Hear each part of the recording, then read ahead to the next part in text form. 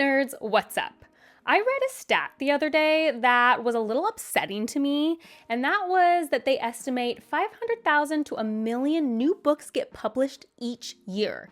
And if you factor in indie publishing or self-published books, they estimate that it might be close to 4 million books that are published each year. Look, I tried to dig deeper because this couldn't be true, this couldn't be true, could it? So I found a chart of ISBN numbers that librarians use to enter new books into the system, and they gave this chart giving kind of an overview of how many new titles are included over the years. You can see in 2003 we start at 300,000, and going to 2011 they estimated 3 million. The article pointed out that in that 2011 number, only about 300,000 of those books were traditionally published, with the rest being self-published. Two things to me are extremely notable about these numbers.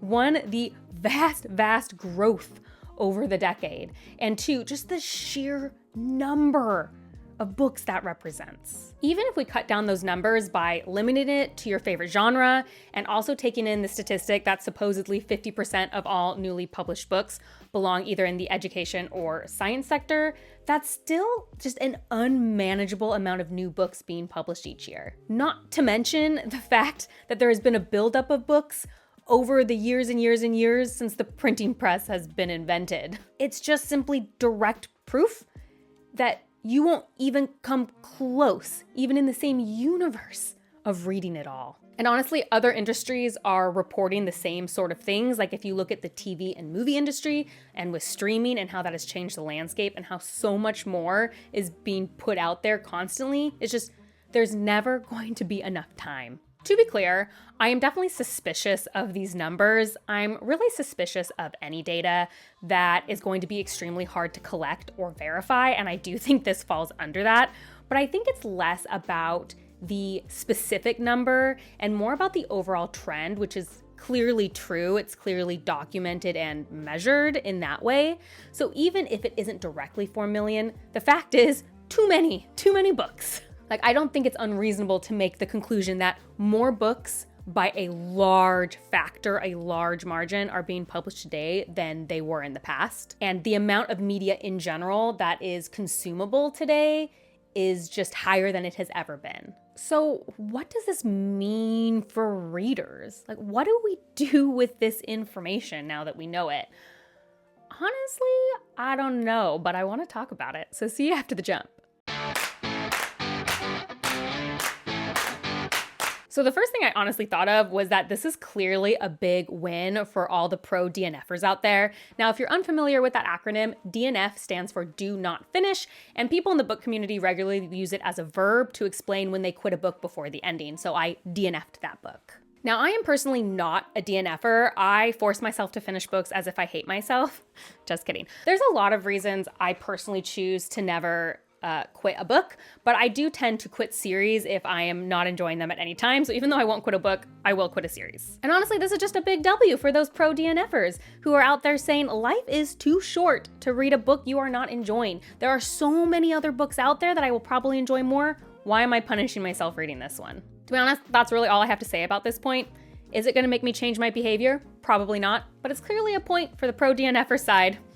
Just had to throw it out there. Next, I was thinking about the effect of this number on bookstores. Like many book lovers, I love bookstores and libraries, just anywhere where you can be surrounded by books, and the smell and the ability to just kind of browse and pick something up by just looking at it and kind of experiencing it. But I'm thinking this content increase must be changing the landscape for booksellers and how they buy books for their stores. Bookstores have to keep things in their shop that sell and that sell reliably. And obviously, bookshops have a limited number of physical space. Books take up space. There's only so much of it, so decisions have to be made. When you contrast that to online shopping, specifically through places like Amazon, where there is an unlimited amount of storage pretty much, especially since they often print on demand, that's gonna cause issues. So I did a little bit of research to get some basic numbers about physical book shopping versus online book shopping. And what I found is that in a 10-year period, the books bought online jumped from 32.2% of all books to 71.2% of all books. So 3/4 of all the books bought were bought online. Now, in fairness, this statistic was released in 2020, and we know because of events in 2020 that a shift to online shopping may have been greater,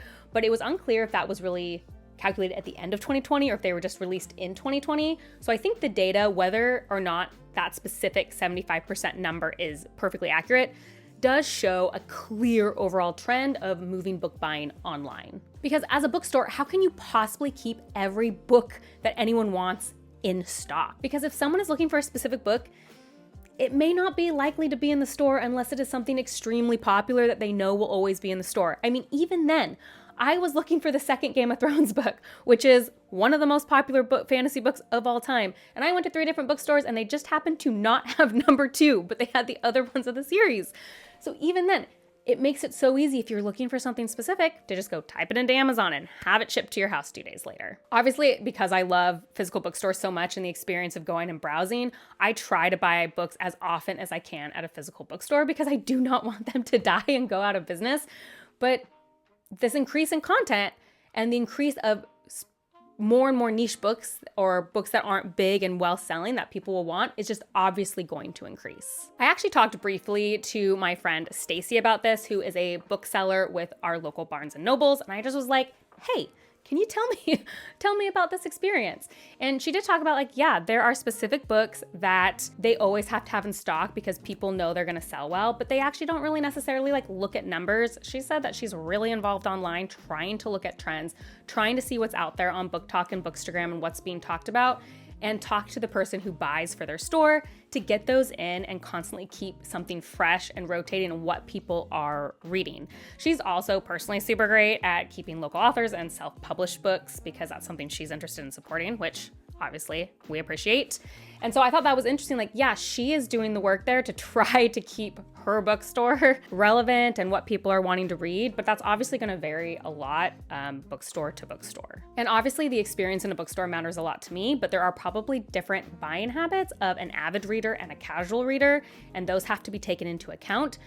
Will a casual reader feel the need to go to a bookstore, or would they rather just go online and get exactly what they want? I'm not sure. Maybe a casual book reader is more likely to go to a bookstore to just browse, but I think the amount of content is definitely playing into how bookstores are changing. The next thing I was thinking about is with so much content, I wonder if we are starting to niche down more. I think this can honestly be both a positive and a negative. I think people who are now looking for something very specific in their fantasy are going to be able to find it. I'm always shocked by the Reddit threads asking for like, I want a book that's this and this and this and this. And it's very specific for things, and people have a ton of recommendations that are usually not like well-known books because there's just so much. You're going to find exactly what you want. And with that obviously comes increases in things like representation, which are obviously a huge positive. But sometimes when I think about niching down, I also wonder, like, are we losing sight of some of like the simple things that make a good story? Like, as we continue to niche down, are we still making a good story, or some of the elements there? Now, is quality declining? Maybe. How do you measure something like that? The reality is you just can't. You can't measure quality. So many people have different ideas of what that means, which I have talked a lot in the past. I think there's a feeling that quality is dropping, but I think that's probably more based on sheer volume and number rather than percentages. If there's more stuff being published today, even if the same percentage is bad quality, it will feel like more because the number is bigger. But we can't really prove it either way. I just think it's an interesting concept to think about. And finally, I want to talk about the Booktok and aesthetics of it all. Look, I'm not on TikTok because I'm old, and TikTok is for the youths. That's okay. But there have been many think pieces about Booktok and how it forwards just the aesthetics of reading, and is it ruining reading and all that stuff. And like, honestly, I'm not qualified to talk about that, and people much smarter than me have done a great job of discussing that, so you can look to their videos. That actually isn't my question here. That's not really what I want to talk about. What I want to talk about instead is, do you think that the increase of content, the increase of books available, has contributed to the aesthetic side of reading? Because there are so many more options and so many more books and so many ways you could get art and specific types and feels of books, do you think that has contributed to this shift that is often seen about how we view books kind of as like the art and aesthetics of it. Does that make sense? I feel like there is a relationship, but I'm not exactly sure how to quantify it or exactly how to explain why I feel like those might be related. So I'm gonna leave that one open-ended for you guys to talk to me about in the comments. Okay.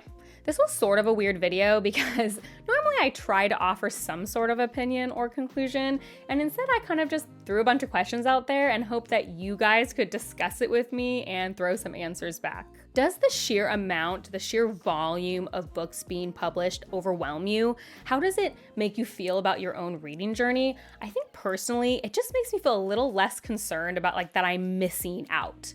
Like, you know, some people are like, oh, you haven't read that, like you're missing out. And it's like, look, there's so much good stuff to read. Yes, I might be missing out, but I'm probably filling it with something else that I like just as much. I also think back to my youth, and it wasn't like everybody was reading the exact same thing when I was growing up. Now, of course, there were some big series like Harry Potter and Percy Jackson, which pretty much everyone had heard of and were reading in general. But even then, still, I'd go to the library or the bookstore and pick up some random book no one had ever heard of before and still no one's ever read. Like, there was still a lot of books that just weren't being read and people didn't know about or hadn't heard about.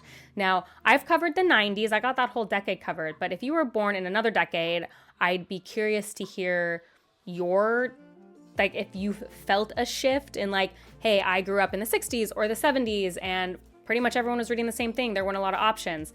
It feels like to me that probably isn't the case, but you can let me know. As always, if you like these kind of deep dives and discussion videos, please like and subscribe because that is the best way to support me. And if you want to see what I'm currently reading as well as other nerdy rants or my opinions on the One Piece adaptation, you can check me out on Instagram at bookborn.reviews. I'll see you next time. Bye.